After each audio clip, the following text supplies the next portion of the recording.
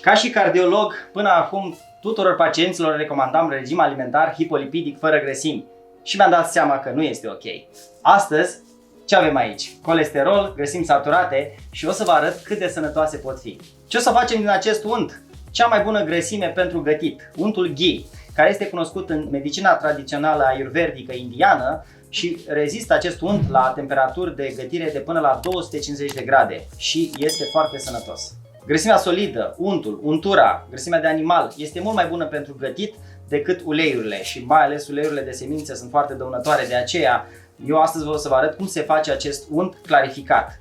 Rețeta este simplă, ingredientul, untul, îl găsiți în descriere. De ce facem această procedură cu untul? Pentru că el, dacă este gătit așa direct, proteinele din unt se ard și fumegă și produce substanțe toxice. Deci întâi trebuie să scoatem proteinele din unt, să scoatem apa și să rămână doar grăsimea. Vom folosi o cratiță cu fundul mai gros, deoarece căldura trebuie să se disipe lent și focul trebuie să fie foarte mic, pentru că altfel riscăm să ardem untul. Dau drumul la foc și dăm la foc foarte, foarte mic, așa. O să vedeți că untul încet, încet începe să se topească și din momentul în care se topește tot, proteinele vor cădea la fundul cratiței, grăsimea va rămâne deasupra, iar apa se va evapora. Iar pe noi interesează apoi să filtrăm grăsimea și să dăm deoparte acele proteine. Atenție, pentru că untul este o combinație de apă cu grăsime și poate exploda dacă focul este foarte mare, deci focul trebuie să fie foarte, foarte mic. După cum știți, apa este mai grea decât grăsimea, se lasă la fund și dacă se evaporă foarte repede, poate să arunce în sus uleiul, să arunce grăsimea și să ne putem arde. Deci foarte mare atenție la foc. Untul este mai bun decât uleiul din semințe pentru că nu are atât de multe grăsimi polinesaturate oxidate. Uleiurile din semințe, din cauza că se folosesc presiuni mari pentru extragerea acelor uleiuri, sunt foarte oxidate și în această cauză nu sunt sănătoase. Pe de altă parte, nici grăsimile saturate nu sunt chiar atât de sănătoase consumate în cantitate foarte mare. Deci trebuie un anumit echilibru, dar la gătit, la temperaturi înalte, grăsimile saturate rezistă mai bine și au punctul de fum mai înalt, astfel încât nu se oxidează la fel de ușor ca grăsimile polinesaturate. Dar și untura, și untul, și uleiurile, toate au proporții diferite din grăsimi saturate, mononesaturate și polinesaturate. Deci toate conțin toate tipurile de grăsimi, doar că în proporții diferite. Untul ghee, care are mai multe grăsimi saturate, este mai stabil la temperaturi înalte și poate fi folosit chiar la prăjit. Are și o proporție de grăsimi de 30 și ceva la sută grăsimi mononesaturate și ele sunt mediu stabile și o proporție destul de mică de grăsimi polinesaturate care sunt cele mai sensibile la temperatură înaltă. De aceea untul ghee clarificat este bun pentru gătit, dar nu untul așa cum este el nu rezistă foarte mult din cauza proteinelor de fapt. Și noi acum asta facem prin această rețetă, să separăm proteinele de grăsimi și să scoatem și apa. Deja s-a topit și acum lăsăm să cadă proteinele la fundul cratiței și să se evapore apa.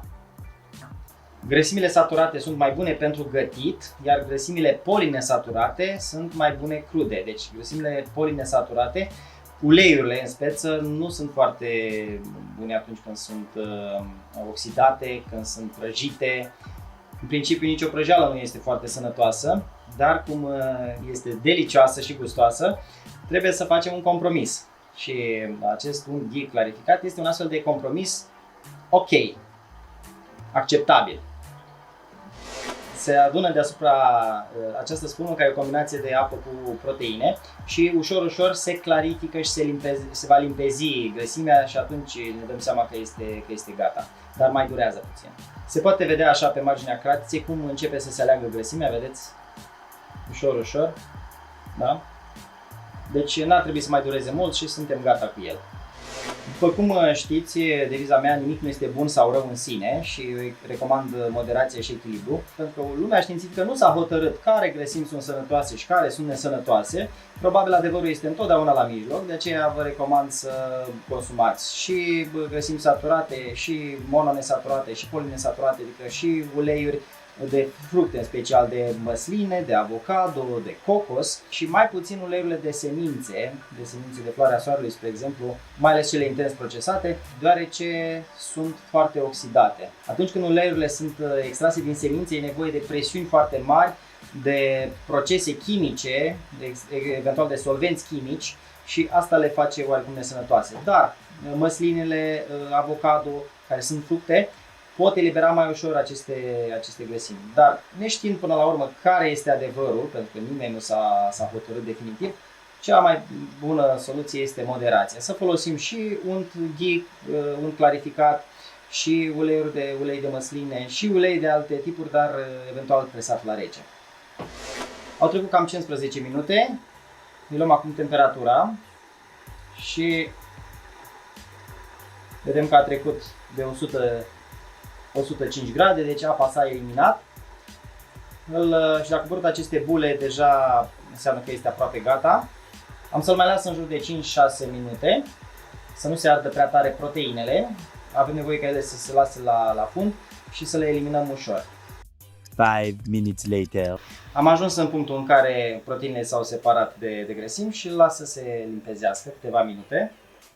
Încă mai are căldură reziduală.